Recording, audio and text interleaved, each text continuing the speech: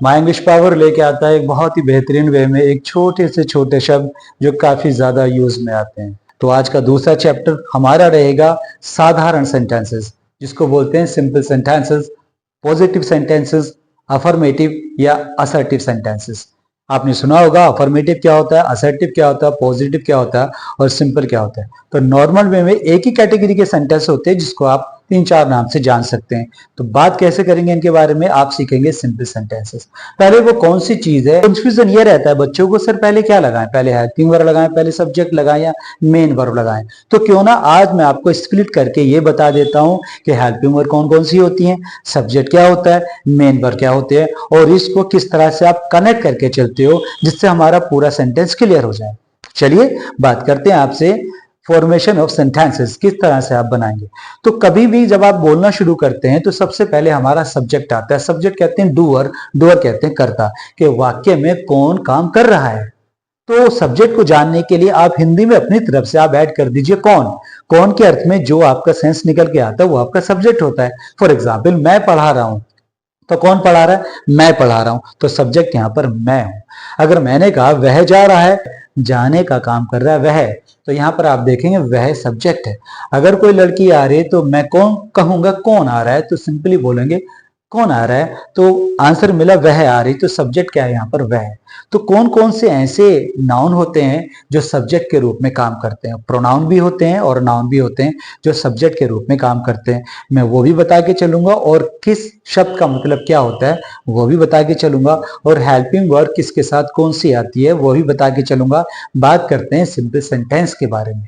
तो यहाँ पर आप सीखेंगे use of is, are, am. Simple sentence पे आप सीखेंगे यूज ऑफ इज, फिर आप देखेंगे आर, फिर आप देखेंगे एम।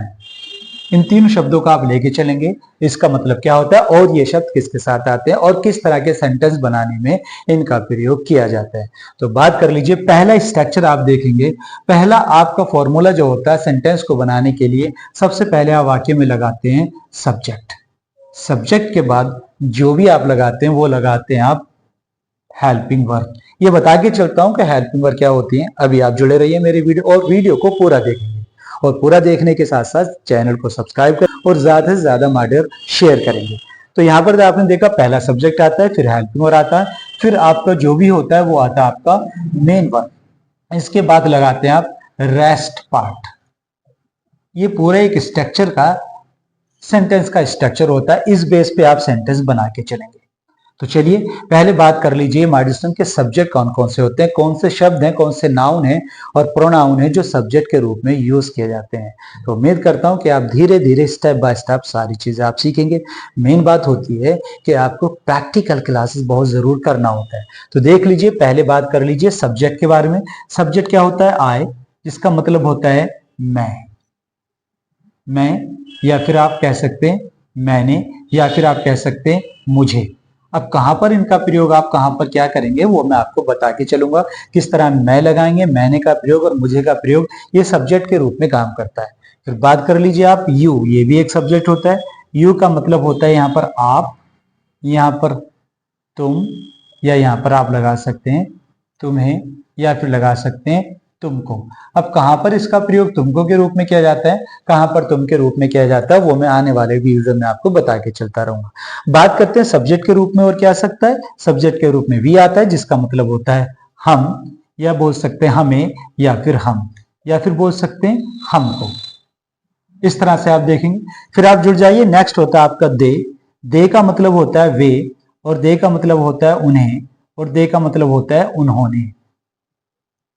फिर सब्जेक्ट के रूप में आ सकता है आपका ही, और ही माने होता है वह, जो कि हमेशा एक मेल के लिए आता है, और वह होता है और उसे भी होता है इसका मतलब, या फिर आप लगा सकते हैं उसको भी होता है।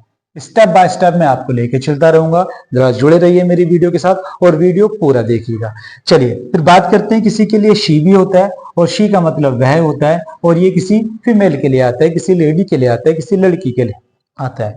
फिर बात कर लीजिए इट। इट भी एक तरह का सब्जेक्ट होता है। पिछली वीडियो में मैंने इसका प्रयोग भी बताया था आपको कि इट का प्रयोग होता है। तो यहाँ पर आप नाउन की बात कर लीजिए। नाउन में जैसे फादर, मदर, स्टूडेंट्स, टीचर्स, ये सारे सब्जेक्ट के रूप में आते हैं। तो आपने देखा यहाँ पर सब्जेक्ट का रूप और सब्जेक्ट को, कौन से सब्जेक्ट को क्या बोलते हैं। तो पहला आपको याद रखना है कि वाक्य में कैसे पहचानेंगे सब्जेक्ट को, वाक्य में कौन लगाइए, कौन के अर्थ में जो भी आता है वो आपका सब्जेक्ट होता है। तो आज आपने देखा इस सब्जेक्ट के बारे में, इनको प्रोनाउन बोला जाता है। इसके अलावा जो भी आप देखते हैं डॉग्स, अगर वो वाक्य के सब्जेक्ट के रूप में आ रहे तो डॉग भी हो सकता है, कैट्स भी हो सकता है, चिल्ड्रन भी हो सकते हैं, स्टूडेंट्स भी हो सकता है और टीचर भी हो सकता है। लेकिन पहचानने के लिए आपको लगाना कौन पढ़ा रहा है, तो कौन के अर्थ में जो भी आता है वो आपका सब्जेक्ट होता है। तो आज के लिए इतना ही काफी रहेगा। इस वीडियो में आपने देखा हाउ टू आइडेंटिफाई सब्जेक्ट, और उम्मीद करता हूं कि सब्जेक्ट आपने क्लियर देखा होगा।